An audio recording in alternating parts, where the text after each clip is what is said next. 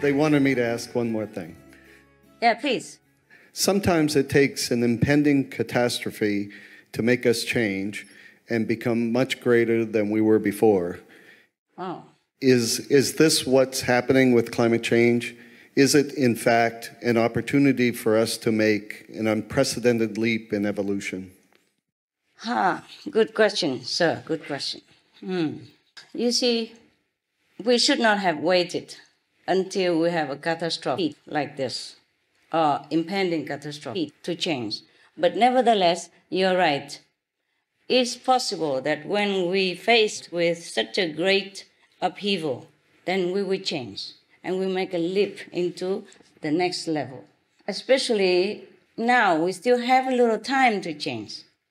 It's just that we need to act now, you see, to profit from this so-called catastrophic future awaiting us.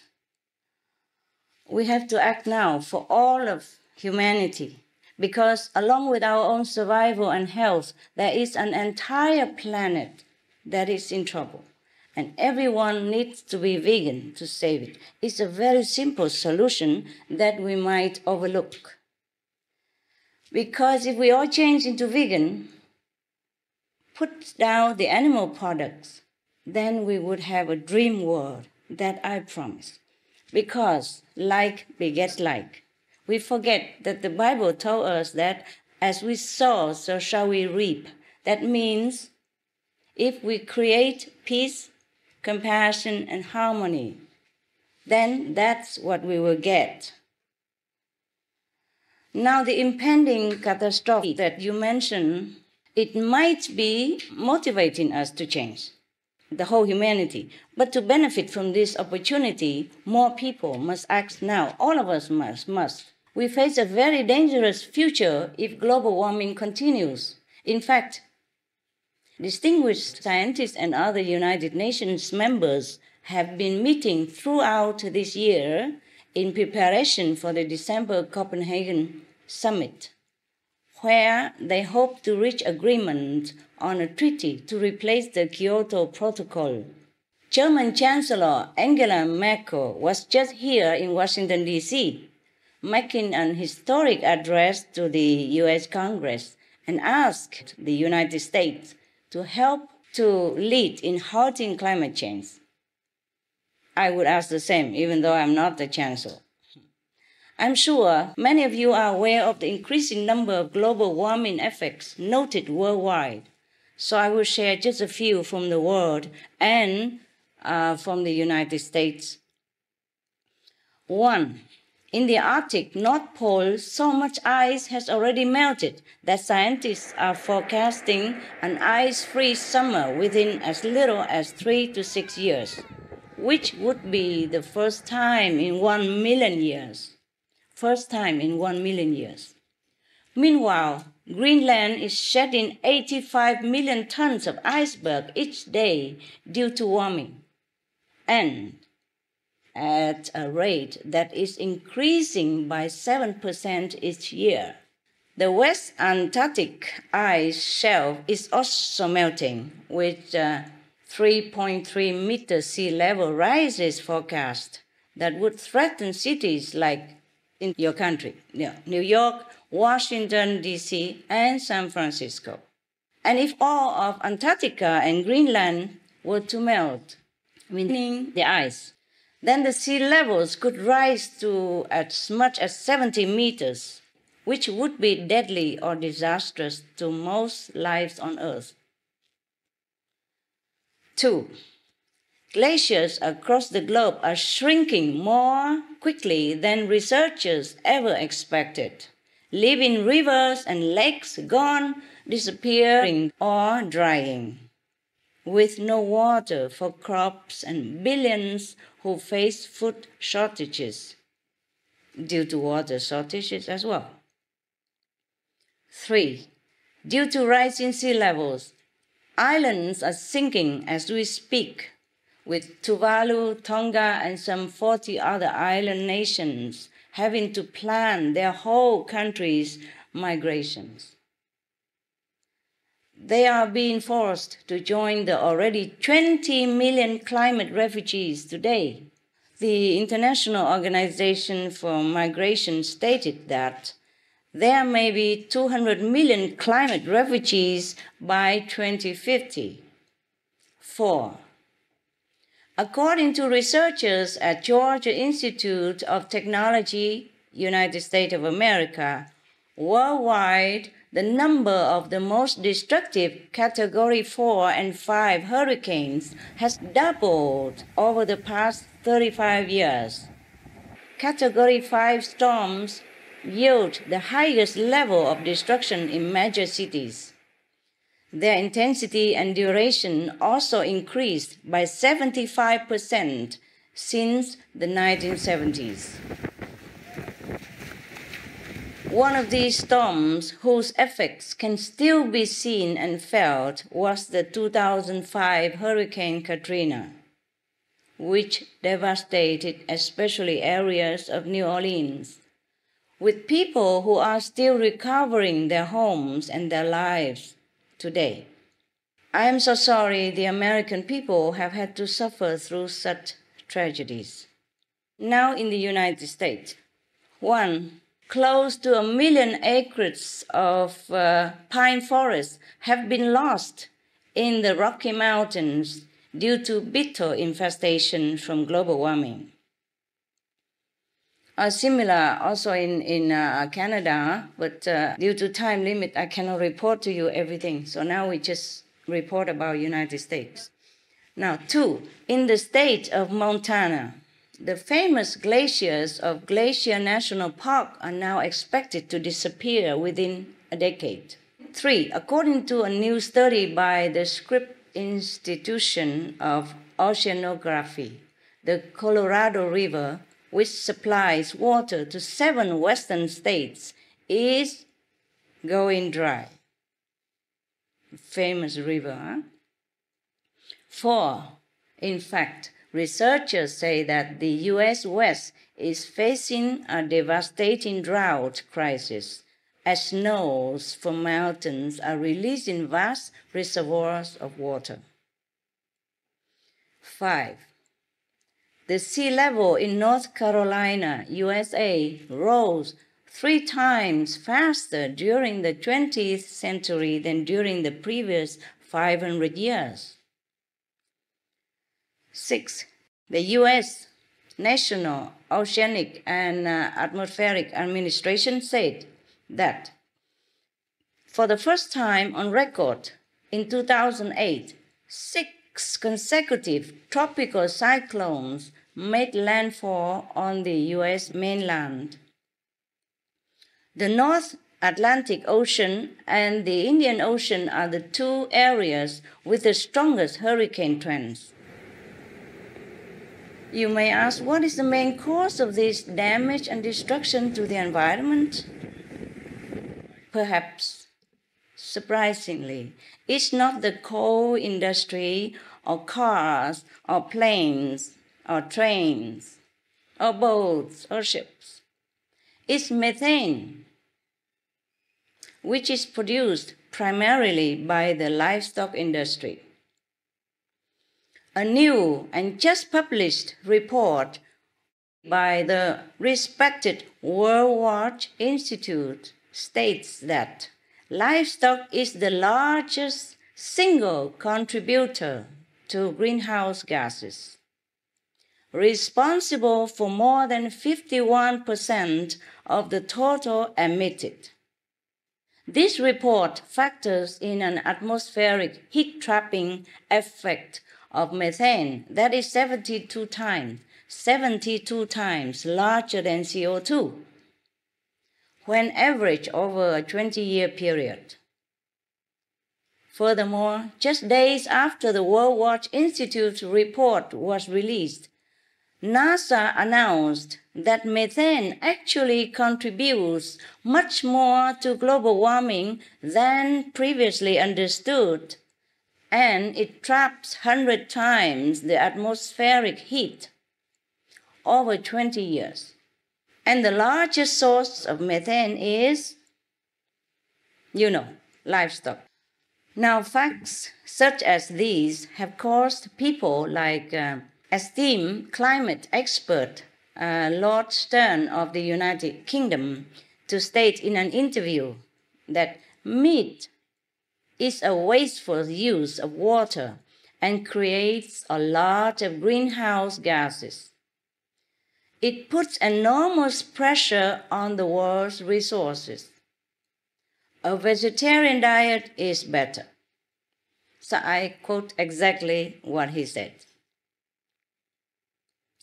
Now, the United Nations Food and Agriculture Organization reported that livestock raising is the single largest human use of land, the biggest source of water pollution, the number one cause of biodiversity loss, and the top producer of human-caused methane and nitrous oxide.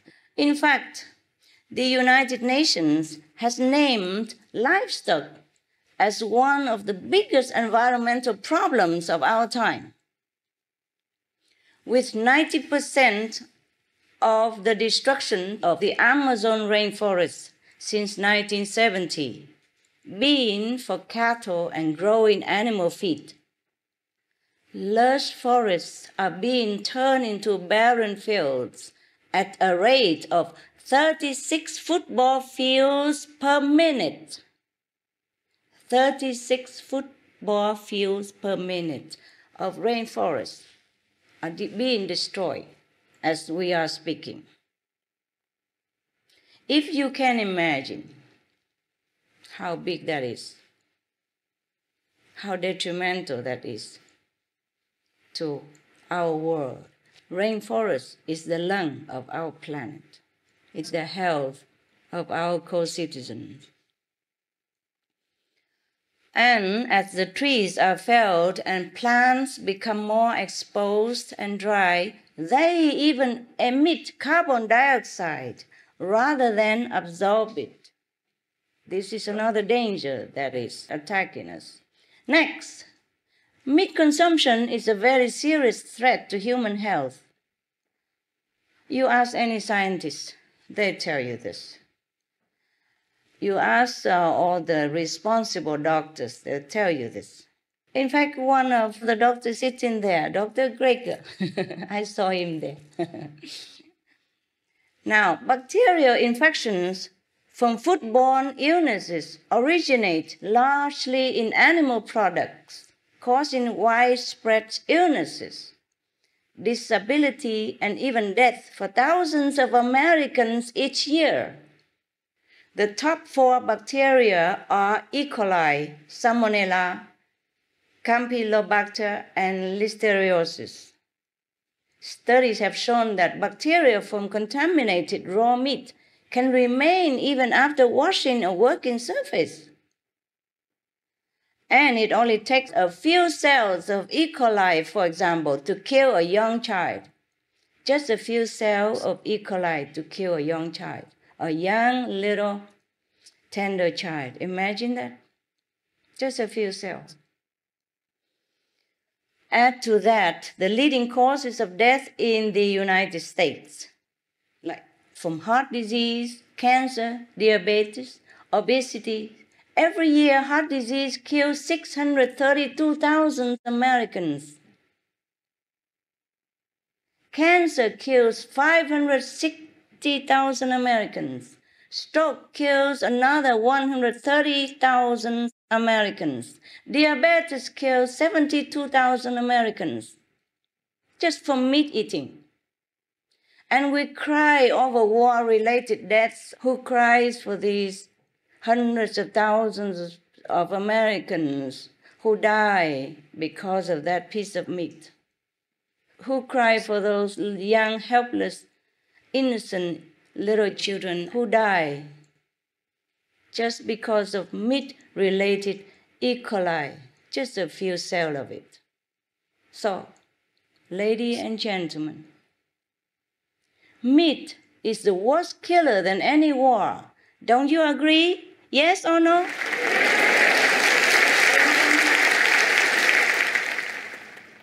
Thank you. Thank you. then there are more diseases related to the production of the meat, like swine flu, which Dr. Michael Greger just explained very clearly, originates from animal farms, and the next pandemic, which could emerge any day now, any minute, could be worse for us, could be worse than swine flu. So, sir, to solve this, we do need to move quickly, and of course we know what to do, right? Yes? Be vegan. You know, yes or no? You know? Yes. Oh, thank you. Wonderful people.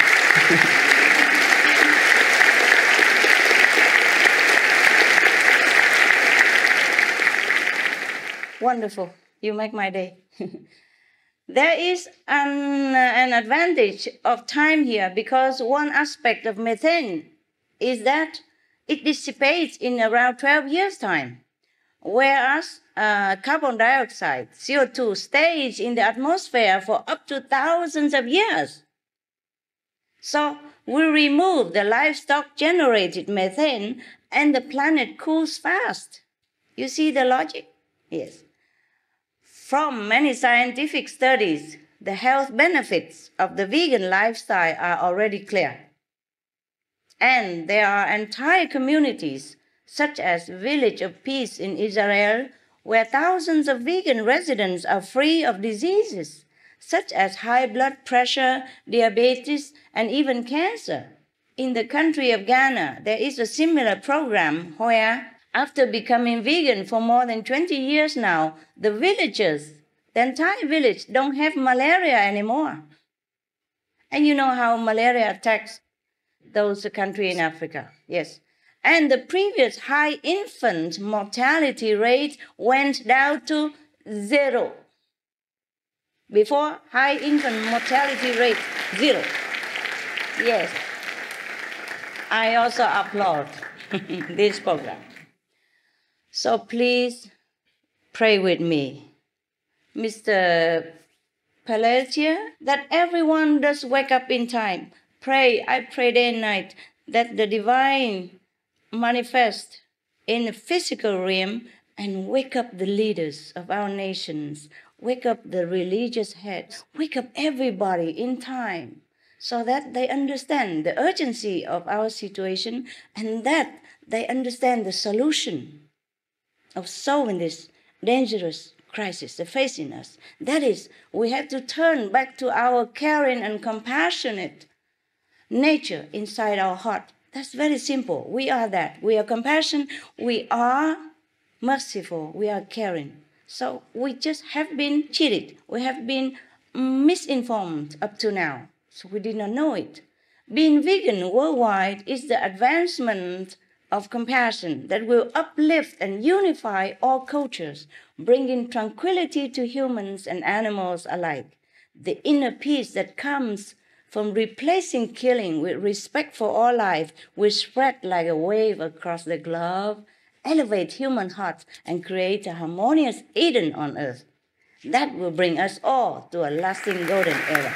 Bless you.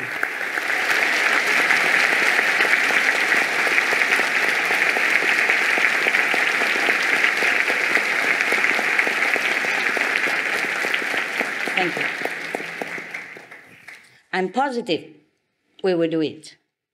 Yes?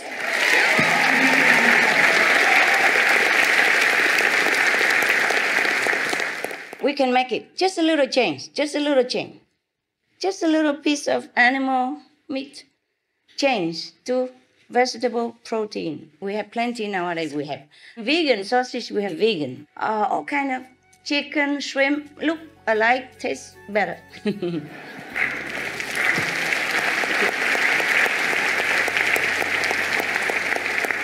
I love Washington, D.C. I love Washington people. You are so elite. Thank you.